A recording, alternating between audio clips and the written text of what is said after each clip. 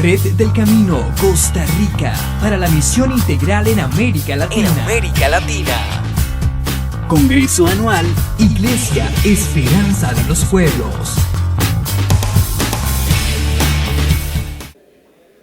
Qué bueno. Sí me oyen bien, ¿verdad? A medida que se vaya calentando mi voz también va a ir subiendo el volumen.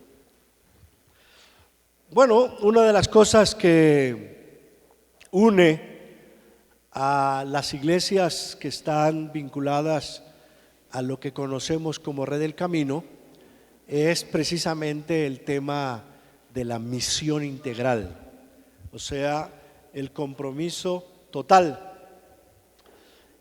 Hace algunos años nos invitaron a algunos de nosotros a escribir diferentes capítulos para un libro sobre misión integral, y a mí me pidieron hablar de la misión integral en el Pentateuco, que es lo que les voy a hablar esta mañana. Así que, aunque vamos a saltar a otras partes de la Biblia, nuestro enfoque va a ser el Pentateuco. Voy a empezar con una definición que espero nos sirva como de tesis para hablar sobre este tema. Entiendo por misión integral la tarea pastoral a toda la persona en las dimensiones individual y social. Vuelvo a repetirlo. Entiendo por misión integral la tarea pastoral a toda la persona en las dimensiones individual y social. En primer lugar, la familia. En segundo lugar, la comunidad de fe. En tercer lugar, la sociedad en general. Entiendo por misión integral la tarea pastoral a toda la persona en las dimensiones individual y social.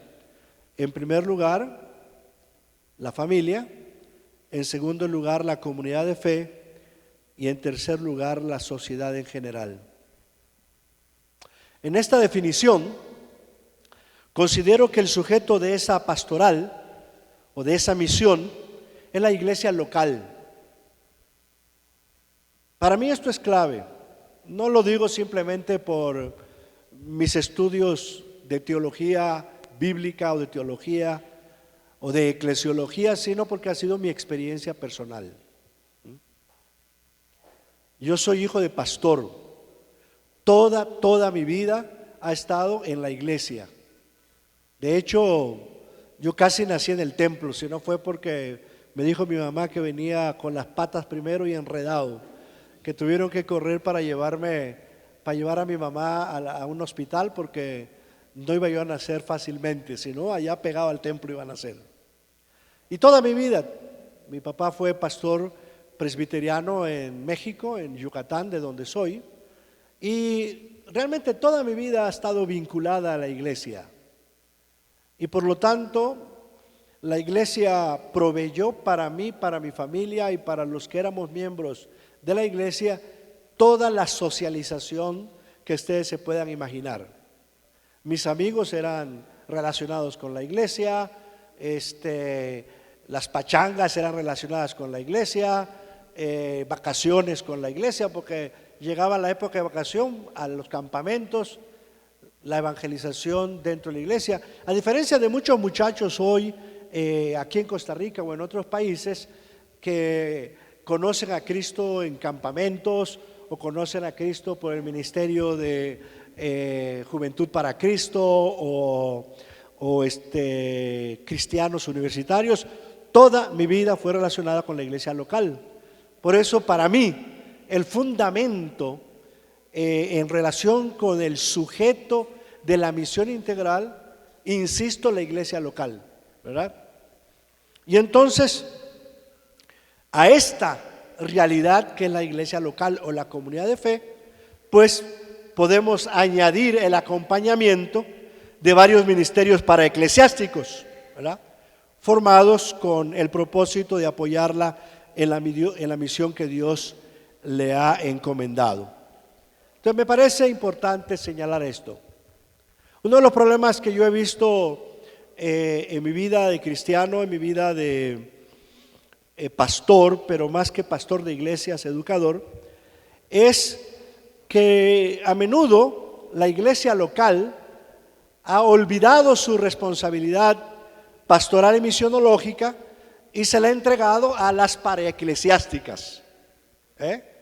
Y entonces ahí es donde yo marco una diferencia entre la paraeclesiástica que apoya el ministerio de la iglesia local y la paraeclesiástica que se convierte en muleta de la iglesia. Creo que esa diferencia hay que matizarla de manera importante. Las paraeclesiásticas deben ser apoyo para el ministerio de la iglesia, no deben de hacer el trabajo de la iglesia. Entonces, cuando una paraeclesiástica hace el trabajo de la iglesia, se vuelve muleta.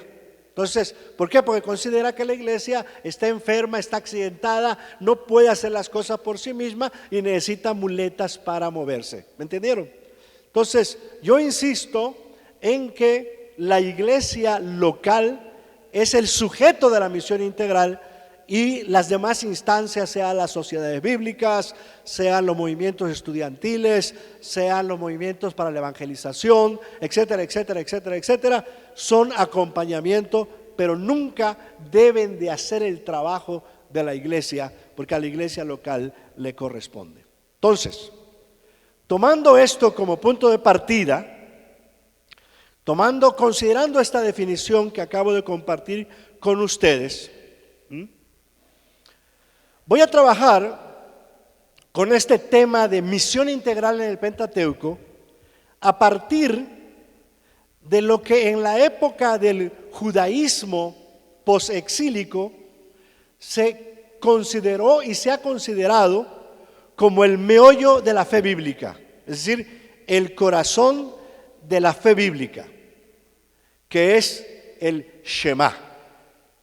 El Shema se encuentra en Deuteronomio 6, 4 y 5, acompañados obviamente de los versículos 7 al 9, pero el meollo, el corazón, son los versículos 4 y 5.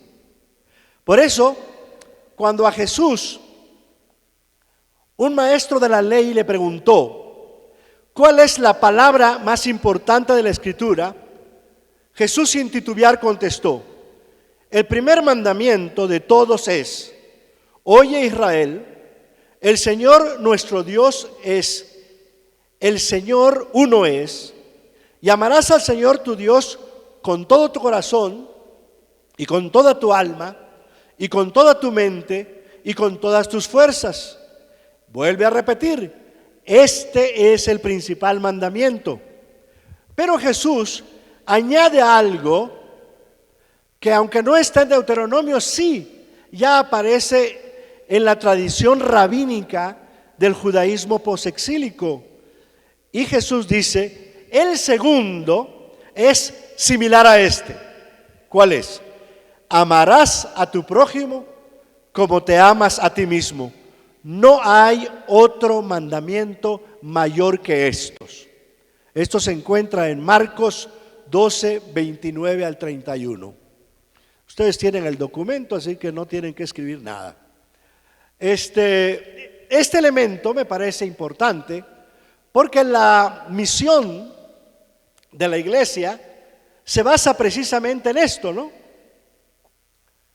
Un documento como Deuteronomio, que es el que tiene el Shema, es clave porque con Deuteronomio se cierra la tradición del Pentateuco, pero a la vez con Deuteronomio se abre la tradición de los libros proféticos que en la tradición judía se conocen, lo que nosotros llamamos libros históricos, ellos le llaman libros proféticos.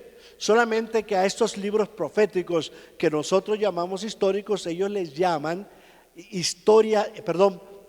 libros proféticos anteriores, que son concretamente Josué, Jueces, primero y segundo de Samuel y primero y segundo de Reyes. Entonces, Deuteronomio se coloca allá en el centro como puente, como eje entre esa tradición previa y entre la tradición que sigue, y de allí el nombre de Deuteronomio. Deuteronomio es segunda enseñanza.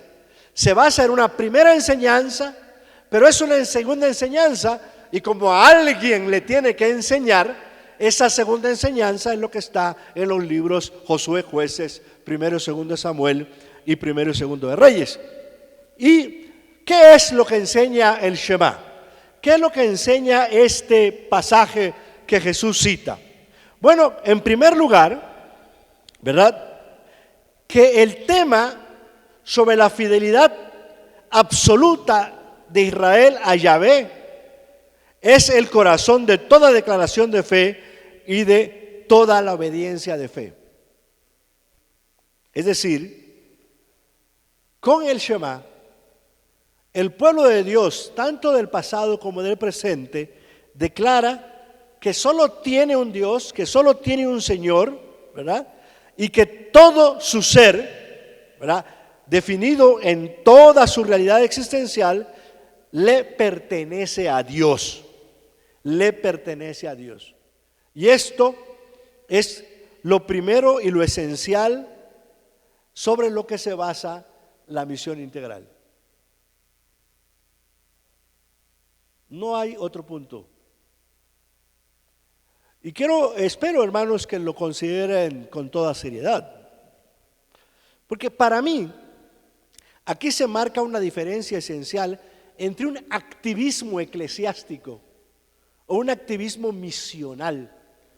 Vamos a hacer algo para la gente, que la gente vea que estamos trabajando.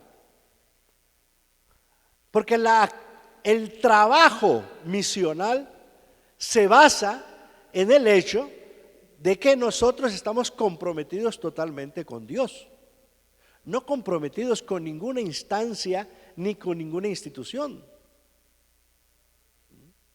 Por eso es que para mí choca que un pastor se meta a la política, ¿me entienden?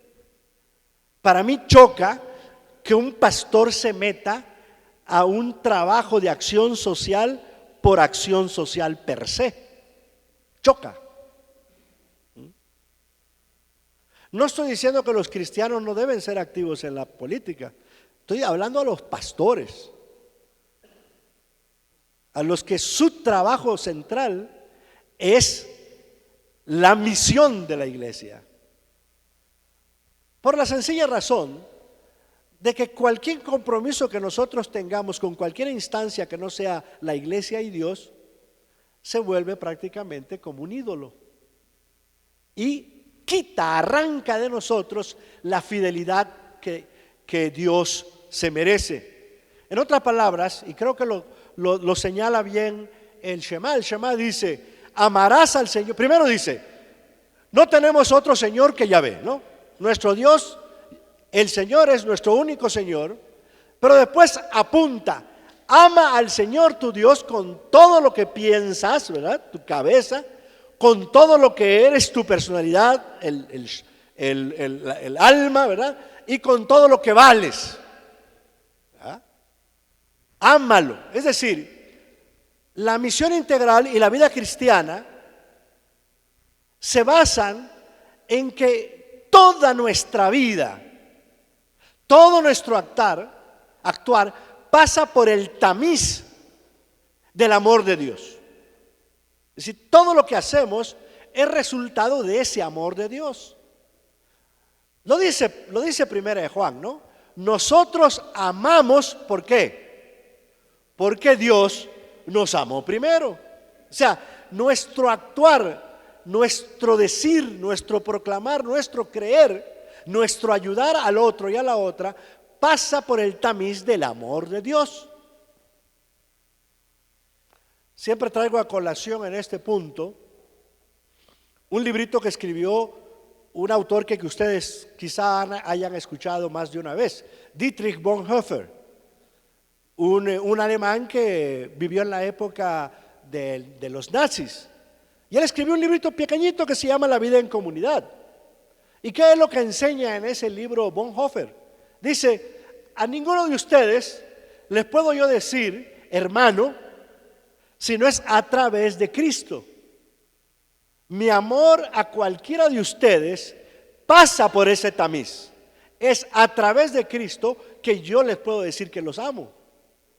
No porque ustedes se lo merezcan, no porque yo me lo merezca, no porque yo simplemente quiera amarlos. Es simplemente porque esta es la realidad. Entonces la misión integral no puede darse si tenemos varios elementos que llaman nuestra atención. En uno de sus pensamientos, este gran filósofo danés Kierkegaard dijo que la esencia del santo, o sea, de la persona santa, es que su vida está enfocada en una sola cosa. Vean ustedes a los santos de la antigüedad y a los santos modernos. La Madre Teresa, que es la que más conocemos. Jesús mismo. ¿Qué era lo que movía a Jesús, hermanos? Su unidad con el Padre. Mi Padre y yo somos uno. Como el Padre me envió, yo los envío a ustedes. ¿No? Yo hago la voluntad del que me envió. Toda la vida de Jesús giraba en torno a esa comunión directa con el Padre. No lo mandó una misión, no lo mandó la suegra, ¿me entienden? Lo manda esa cosa única de la relación con Dios. Y por eso la Biblia es tan fuerte y tan firme en esa cuestión de la fidelidad. Lo que asegura que realmente realicemos la obra que debemos realizar es nuestra fidelidad hacia Dios. Bien. Sin embargo, en el texto que Jesús cita, no se queda con Dios. Agrega la segunda palabra que dice que es tan importante como la primera. Ama a tu prójimo como te amas a ti mismo, ¿verdad? El compromiso del amor al prójimo, ¿verdad?, es el corolario natural de la lealtad absoluta y el segundo elemento esencial que le da firmeza y sentido a la misión integral, ¿verdad? Y de nuevo podemos regresar a Deuteronomio. Podemos también ver la literatura deuteronómica, ¿verdad? Cuando Deuteronomio y la tradición deuteronómica hablan de la fidelidad total a Yahvé, ese hablar de fidelidad total a Yahvé es similarmente hablar de la justicia social, de la práctica de la justicia social, ¿verdad? Es decir, la búsqueda de una sociedad plantada en la justicia, en la paz y en el amor.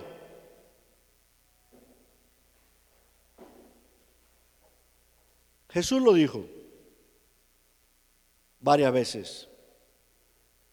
Pablo lo enseñó también.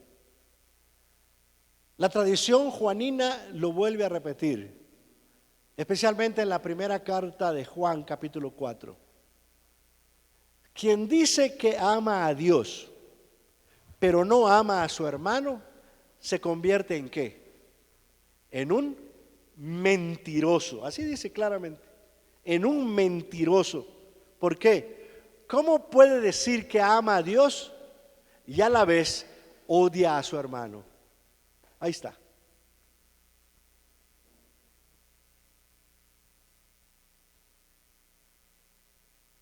La muestra de que somos fieles a Dios es que tratamos bien al otro y a la otra. Ahí está.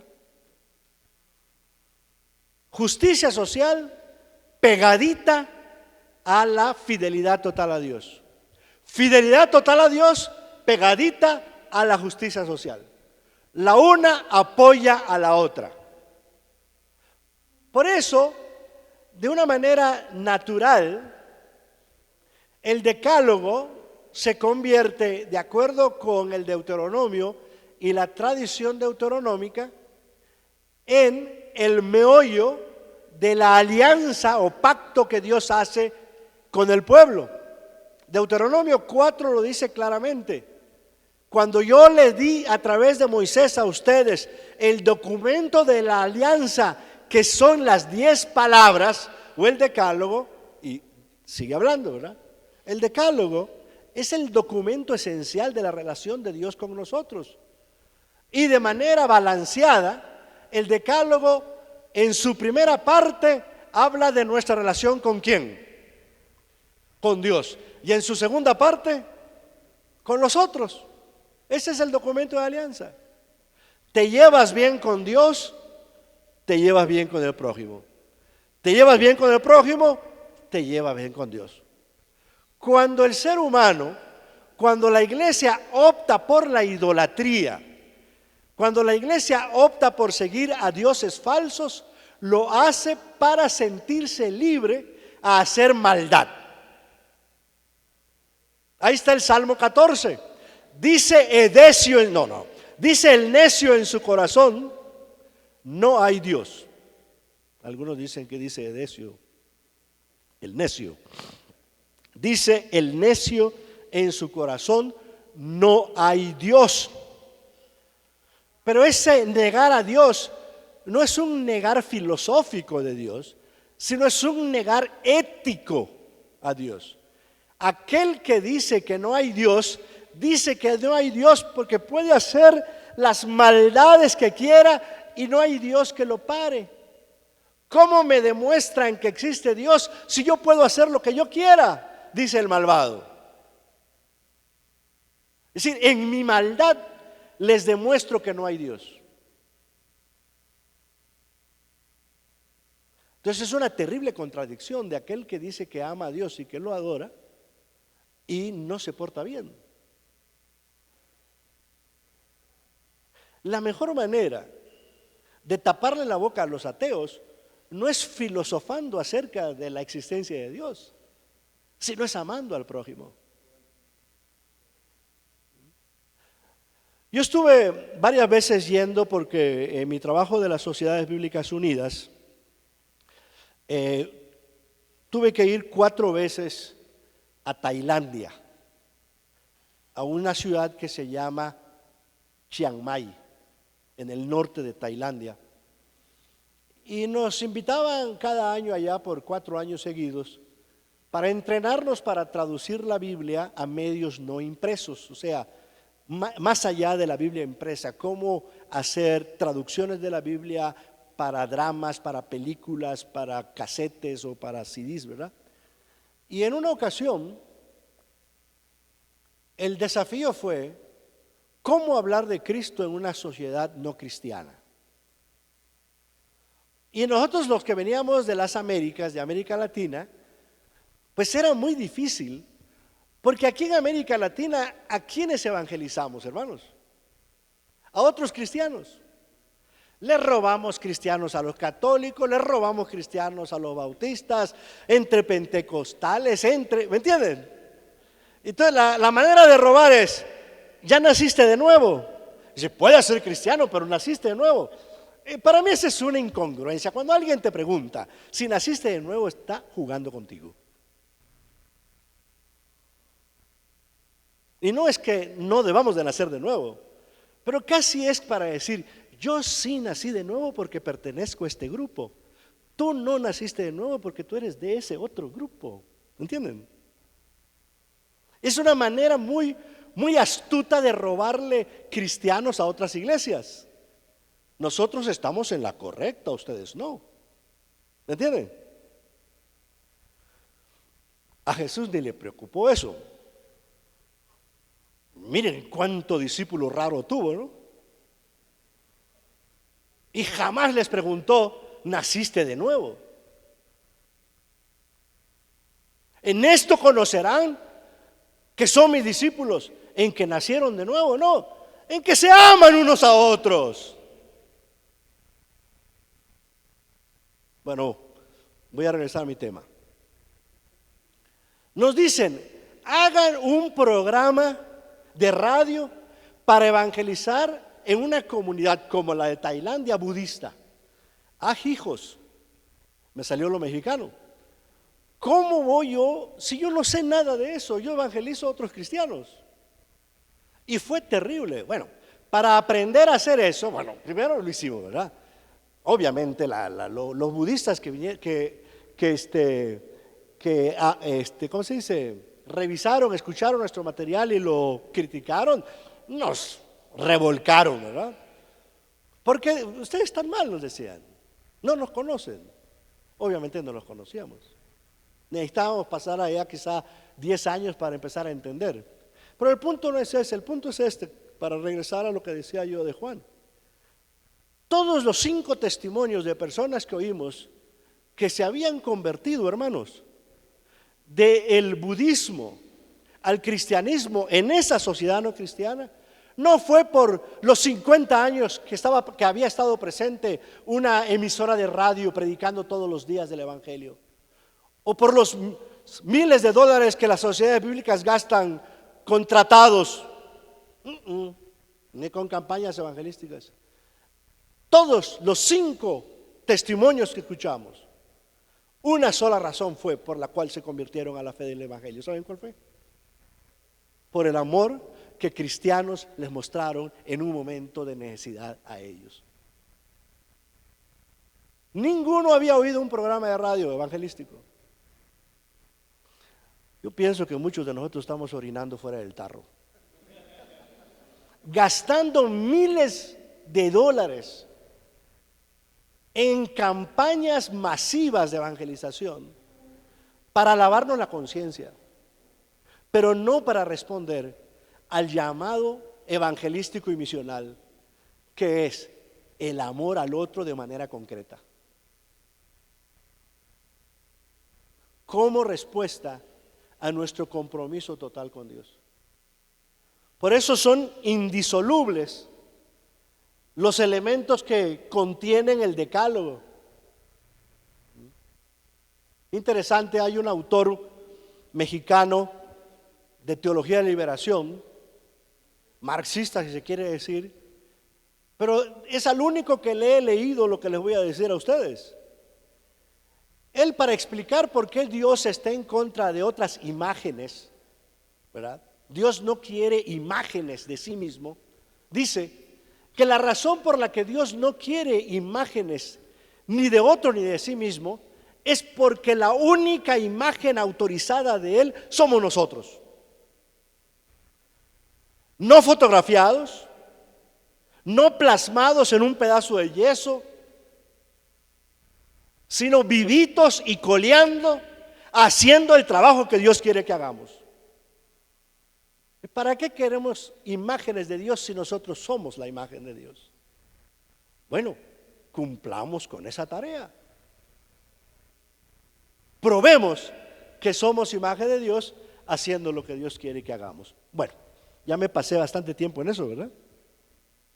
Es interesante que cuando Deuteronomio termina la parte exhortativa o parenética, al final, que son los capítulos 5 al 11, al final, entre el 10 y el 11, antes de entrar al código de Deuteronomio, dice esto, 10, 17 al 21, dice: porque Jehová nuestro Dios es Dios de dioses y Señor de señores, Dios grande, poderoso y temible, que no hace acepción de personas, no toma cohecho, que hace justicia al huérfano y a la viuda, que ama también al extranjero. En nuestra traducción de la Biblia, en traducción actual, del lenguaje actual, no ponemos extranjero, sino ponemos al exiliado, porque el hebreo usa una palabra que no habla del extranjero como turista, no es el turista, no es el que viene a hacer negocios, ¿verdad? No es ese extranjero que dice la Biblia que debemos llamar. Al extranjero que debemos llamar es al que viene a residir con nosotros porque no tenía manera de hacerlo en su país. Por ejemplo, nicaragüenses en Costa Rica. ¿Se han dado cuenta que casi todos los chistes peyorativos que se cuentan aquí en Costa Rica, el sujeto ¿quién es? El nicaragüense. En Argentina, el peruano, boliviano o paraguayo. En Dominicana, el haitiano. En Puerto Rico, el dominicano. En los Estados Unidos, el latinoamericano, especialmente el mexicano. En México, el yucateco, de donde yo soy. En España, los gallegos.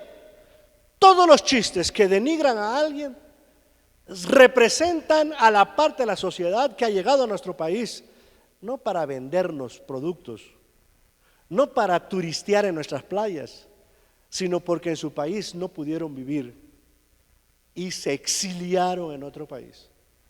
La Biblia es muy radical. Nosotros amamos al que viene a dejarnos dinero, ¿verdad?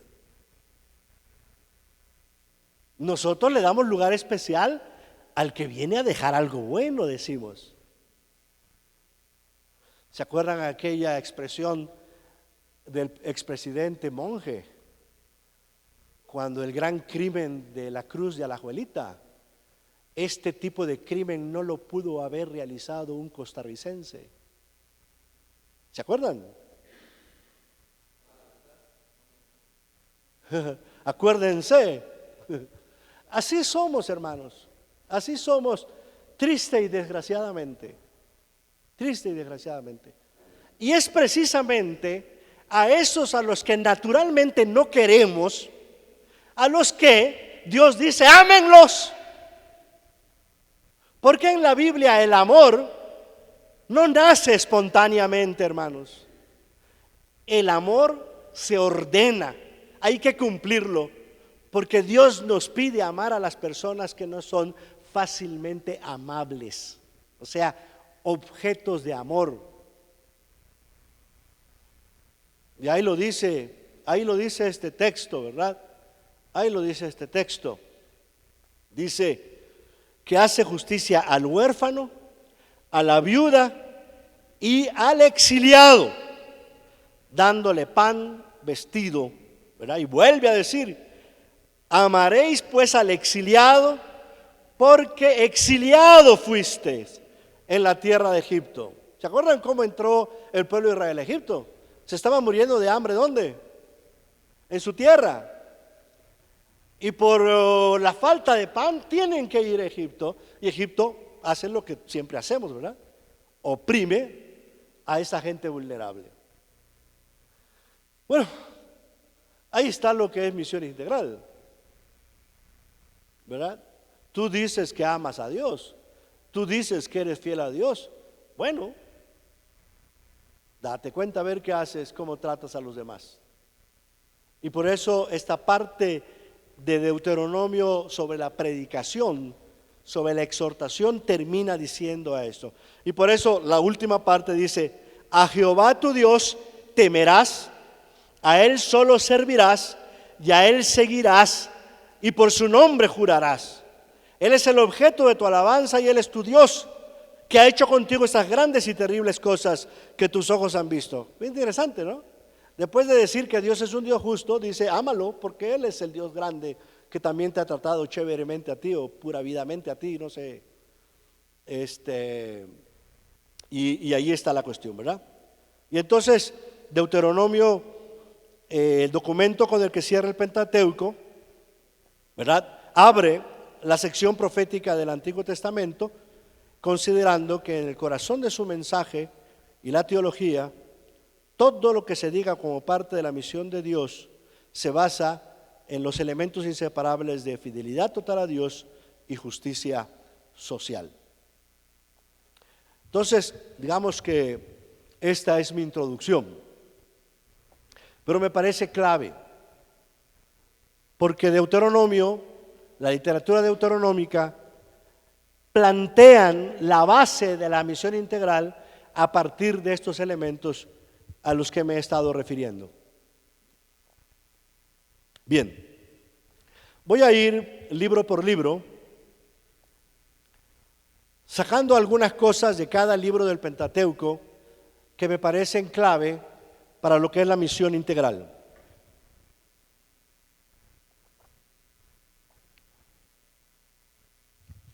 El libro de Génesis tiene dos partes bien demarcadas. La primera parte son los capítulos 1 al 11 y la segunda parte son los capítulos del 12 en adelante. Ambas secciones empiezan con textos declarativos muy importantes, ¿verdad? Que los vamos a ver. Pero dediquémonos primero a estos primeros 11 capítulos. O sea, ¿qué es lo más llamativo? Bueno, que como estamos arrancando en el comienzo de los comienzos, ¿verdad? Y entonces es importante que consideremos qué es lo que dice este primer libro de la Biblia, de lo que tiene que ver de la relación con Dios, con el ser humano, ¿verdad? Y con esta casa, el universo. Y lo que digo, a partir de los estudios de un gran biblista alemán que se llama Gerhard von Rad. Gerhard von Rad y otros biblistas muy importantes dicen que para entender bien los dos primeros libros de la Biblia, los dos primeros capítulos de la Biblia, Génesis 1 y Génesis 2, debemos de entender a Dios no tanto como un Dios creador, sino como un Dios salvador. Es decir, los relatos de la creación son más bien relatos soteriológicos. La palabra soteriología viene de dos palabras griegas, ¿verdad? Soter, salvador, y logos, tratado. Entonces, estos dos primeros capítulos hablan de la creación del universo como una realidad salvadora. Es decir, la creación de todo lo que compone el universo, la creación de todos los seres vivos, la creación y colocación de nosotros, los seres humanos, en el centro de esta creación, es una realidad salvífica. Es decir, en la creación lo que hace Dios es redimir. ¿Cómo lo sabemos? Bueno, lo sabemos, ¿verdad? De acuerdo con el capítulo 1, ¿verdad? Dios crea al universo salvándolo del desorden y del caos. ¿Hacia qué? Hacia el orden, hacia la belleza, hacia la vida. De la vaciedad hacia la existencia, de las tinieblas a la luz. Es decir, todos los actos creativos de Dios del primer capítulo de Génesis son redentores, porque Dios no crea ex nihilo, o sea, Dios no crea de la nada. De acuerdo con este pasaje, Dios crea a partir de algo. ¿Y qué es ese algo? El desorden, ¿verdad? Dice, en el principio creó Dios los cielos y la tierra, y entonces regresa, y la tierra estaba tohu vabohu. No sabemos cómo traducir esa frase. Vean ustedes todas las versiones y todas tratan de traducir una palabra, una frase que no aparece en ningún otro lado. La Reina Valera que dice, desordenado y vacío. Pero en mi mente vacío es que no hay nada, ¿verdad? Otras versiones dicen de un caos informe, es decir, de un caos sin forma. O sea, ese está bien, porque es un caos que no. Pero lo más seguro es que simplemente es una expresión onomatopéyica. Es como decir en mexicano, Dios creó de la fúchila, ¿no? Fuchi, dice cuando no nos gusta, ¿verdad? No sé cuál sería en tico decir Dios creó de qué. De la, no guácala, ¿verdad? ¿Cuál sería la expresión de ustedes? guácala, cochinada. Dios creó de eso que produce en nosotros aversión, ¿verdad? Que no, de eso no puede salir nada bueno. Y bueno, por eso dice que la tierra estaba tohu babohu. No seas baboso, ¿verdad? Tohu babohu. Entendámosla como podamos entenderla, pero la realidad es que había algo, pero de ese algo no se podía obtener nada bueno. Y aquí está el poder creador y salvador de Dios. Lo más bonito, hermanos, y ahí tenemos que ir al primer capítulo de Juan, es que Dios en este primer capítulo no crea el universo, no salva el universo con sus manos. ¿Se dan cuenta? ¿Con qué crea y salva Dios al universo? La misión integral no es otra cosa, o la misión de la iglesia no es otra cosa que ir a otras partes a proclamar la obra de Dios, el proyecto de Dios. Entonces, cuando el ser humano busca permanecer en un solo lugar, no está obedeciendo la orden de Dios de henchir y multiplicarse y llenar la tierra. Estoy diciendo esto para saltar al capítulo 11 de Génesis, que es donde termina esa primera parte del libro de Génesis. El libro de esa primera sección de Génesis, capítulos 1 al 11, termina con la Torre de Babel. ¿Cuál fue el pecado del ser humano en ese texto de la Torre de Babel? Que querían quedarse, ¿verdad? Y dice: construyamos una torre alta para hacernos un gran nombre y para que no nos muevan de acá, ¿no? Y entonces dice que Dios no le gustó eso y dijo: bajemos y confundamos la lengua del ser humano y lo vamos a esparcir por toda la tierra. Ese esparcir, que muchos ven como castigo, realmente no es un castigo, sino es Dios obligando al ser humano a cumplir su tarea que le dio desde el principio. En el capítulo 10 también, si usted lee el capítulo 10, se habla de espárzanse, ¿verdad? De cuando surgieron después de los 3 hijos de Noé, ¿verdad? Dice que esos 3 y sus razas que se crearon se esparcieron por el mundo. O sea, el elemento de esparcirse es inherente al proyecto misionológico de Dios. Y las veces que el ser humano quiso quedarse estancado en un solo lugar, Dios lo vio como una cosa peligrosa. En el caso de Génesis 11, porque quedarse era construir algo permanente que en lugar de darle la gloria a Dios, le daba la gloria ¿a quién? Al ser humano. Y todo lo que el ser humano intentó hacer para mantenerse unificado, pero una unificación no en la diversidad, sino una unificación homogénica, Dios dijo: no, eso no conviene. Entonces confunde lenguas y dispersa.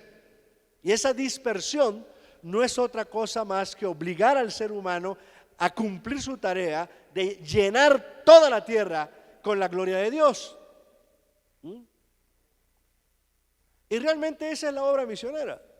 Si no hubiera sido por los misioneros, ¿qué pasaría con la fe cristiana aquí en las Américas? Los anhelos que tienen inclusive iglesias hace varias décadas. América Latina empezó a mandar misioneros a otras partes del mundo, porque siempre América Latina fue considerada como campo misionero, pero ahora ya no pasa así. Aquí mismo en Costa Rica hay iglesias que han mandado misioneros a otras partes del mundo, cumpliendo esa obra misionera, ¿no? A veces criticamos a los que se van, que dicen: ¿por qué mandamos a la gente a otros lados si aquí en el vecindario de su casa, de su iglesia, tienen mucho que hacer? Sí, hay mucho que hacer en el vecindario, pero también hay mucho que hacer en otras partes del mundo. De hecho, hermanos, Yo me pregunto, ¿verdad? Piénsenlo ustedes. No quiero volverme el criticón de mega iglesia, ¿verdad?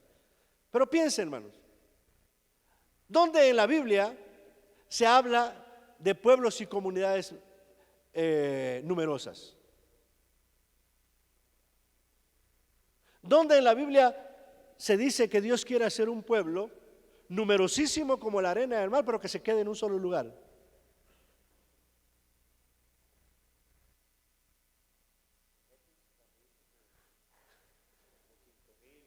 Pero son 5,000, que después vino la persecución y todos se fueron. No, y de todas maneras eran en casas, no cabían y tenían que ir a otro lado. En realidad es una multiplicación constante. Si cuando empezamos a construir edificios enormes, ese edificio ya nos obliga ¿a qué?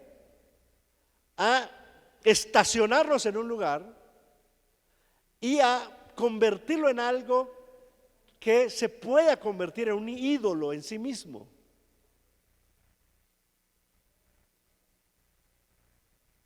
En realidad el Vaticano es un sinsentido bíblico.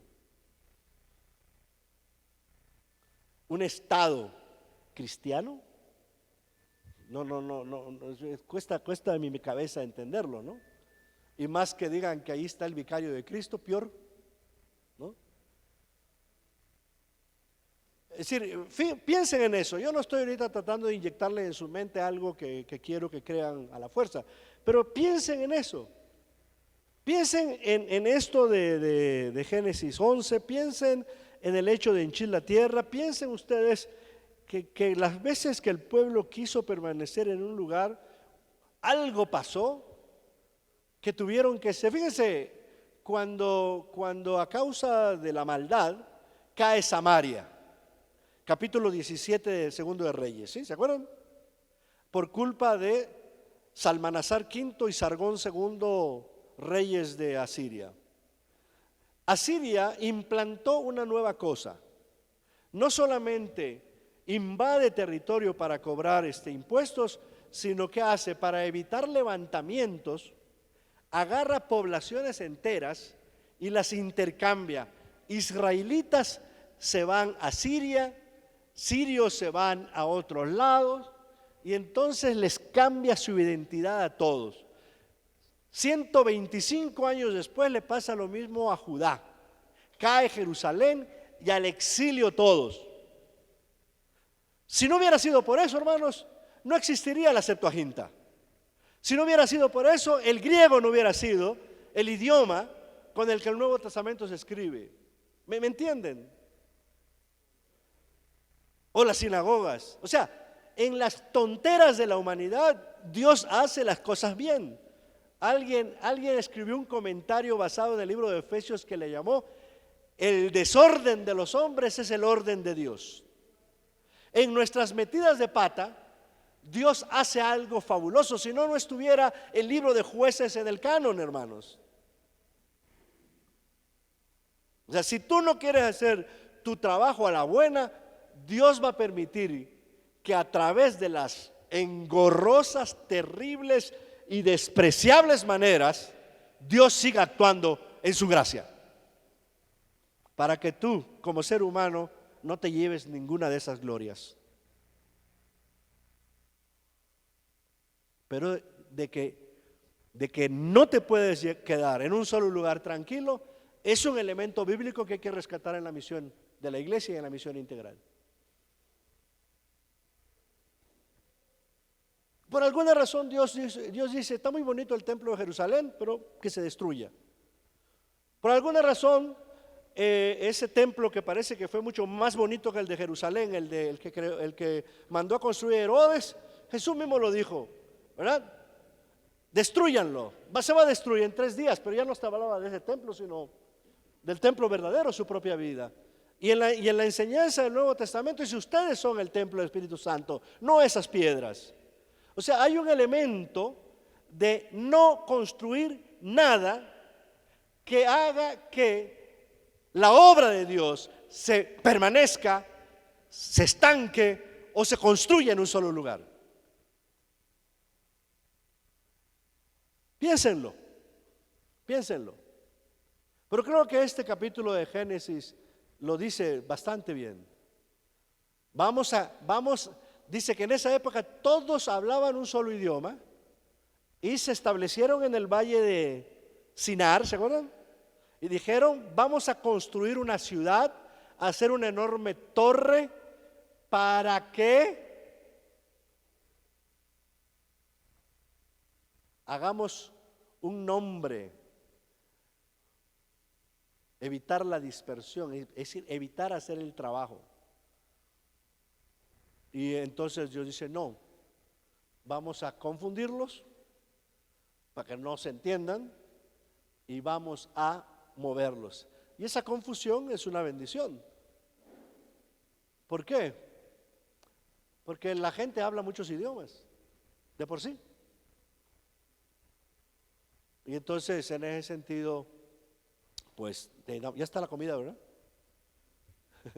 Ya es la media. Como no veo más preguntas, me puse a predicar más. Terminamos.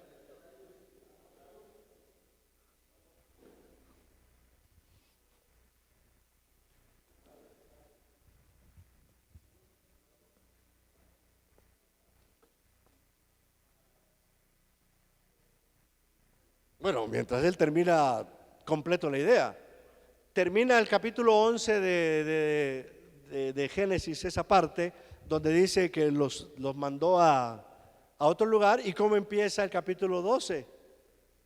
¿Verdad? Que Dios llama a Abraham y le dice, vete de tu tierra y de tu parentela a un lugar que te mostraré. ¿Qué es? No te quedes acá, muévete, ¿no? Y nosotros quisiéramos quedarnos fijos, ¿verdad? Mucho tiene que ver con la gloria. ¿Se acuerdan Jeremías 7, no? Si el pueblo decía, Jerusalén no va a ser destruida porque está el templo. Y el mismo profeta dice, ustedes no confían en Dios, sino confían en ¿qué? En el edificio, templo de Jehová, templo de Jehová, templo de Jehová es este. ¿Verdad? Yo me siento con cierta libertad de criticar a Costa Rica porque me hice tico, ¿no? Yo tengo la nacionalidad. Entonces la uso para cosas cuando critico a este país.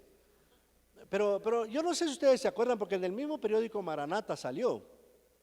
Cuando vino aquel ciclón que después atacó, le cayó a Nicaragua, ¿qué decían los evangélicos, hermanos? Y muchos cristianos. Que no cayó aquí porque Dios quiere mucho a Costa Rica. Por la oración de los cristianos de Costa Rica. ¿Qué está concluyéndose con eso? Que allá en Nicaragua no hay cristianos, que no oran y que no son fieles a Dios. ¿No es un terrible pecado, hermanos? Creerse la niña de los ojos de Dios. Hay que tener cuidado con esas cosas. Por eso a mí no me gusta, por ejemplo, cuando vienen los campeonatos mundiales y salen con que cada quien le ora a Dios para que gane su partido. ¿Cómo va a ser? Pobre Dios. Es que le pedí a Dios que ganara mi partido, mi equipo. ¿Cómo que le pediste a Dios que ganara? Vergüenza te debería dar hacer ese tipo de oraciones. ¿Me entienden? Hay que tener cuidado con cómo manejamos a Dios, cómo manejamos la fe, cómo pensamos del otro. Y Pablo lo dice muy bien, ¿verdad? Es que nadie busque su propio bien, sino el del otro. Entonces hay que cuidarse. Yo les digo, he estado aprendiendo también a orar, ¿verdad? Porque muchas veces oramos cosas que demuestran, y creo que Dios a veces nos hace como le hizo a Moisés, ya deja de orar ese tema porque no te voy a oír.